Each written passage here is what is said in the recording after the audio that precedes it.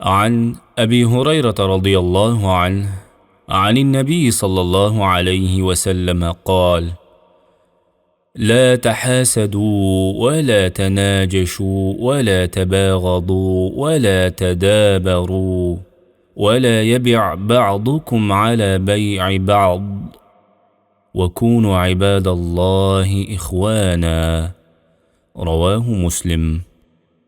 Abu Hurayra roziyallohu anhudan rivoyat qilinadi.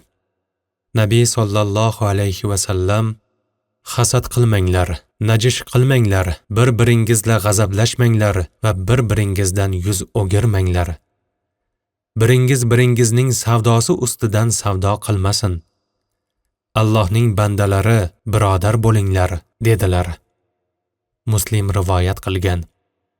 Najish so'zi lug'atda qo'zg'atish, avrash, shishirib ko'rsatish ma'nosini anglatadi. Savdoda boshqalarni qiziqtirish uchun molni baland bahoga savdolashishdir. Bunda xaridor bo'lib ko'rinayotgan shaxs sotuvchi bilan kelishib olgan bo'ladi.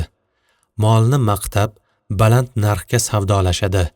Ularning qizg'in savdosini ko'rgan boshqa kishilar ham molni o'sha narxga sotib ola boshlaydilar.